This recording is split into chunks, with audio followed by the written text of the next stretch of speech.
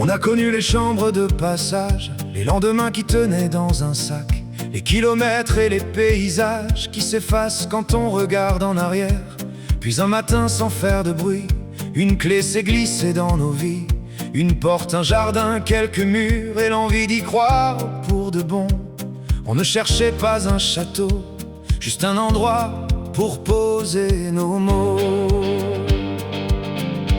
C'est la maison des vivants, pas la plus grande, pas la plus brillante, mais elle résonne de rire d'enfants, et ça nous suffit largement.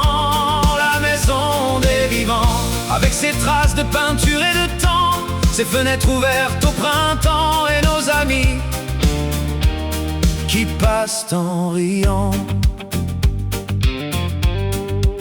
Il y a des vélos contre un mur, des chaussures qui traînent dans l'entrée, des photos qui racontent l'aventure mieux que tous les discours du passé.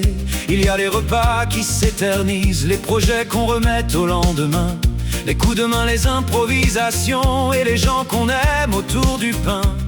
On a compris bien tard parfois que la richesse ressemblait à ça. C'est la maison des vivants, pas la plus grande, pas la plus brillante, mais elle résonne de rire d'enfants, et ça nous suffit largement. La maison des vivants, avec ses traces de peinture et de temps, ses fenêtres ouvertes au printemps, et nos amis qui passent en riant.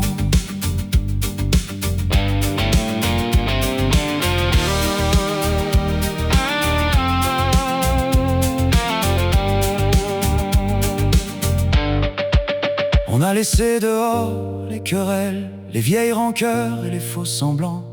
On garde la place pour ceux qui viennent, le cœur ouvert simplement. Et quand le monde devient trop sourd, on se retrouve autour d'un café, à refaire 100 fois le parcours qui nous a conduits jusqu'ici. C'est la maison des vivants, construite avec des petits riens importants, des heures données sans compter le temps, et des promesses tenues gentiment. La maison des vivants, ni parfaite ni différente, juste remplie de ce qu'on aime. Et c'est ça qui est immense.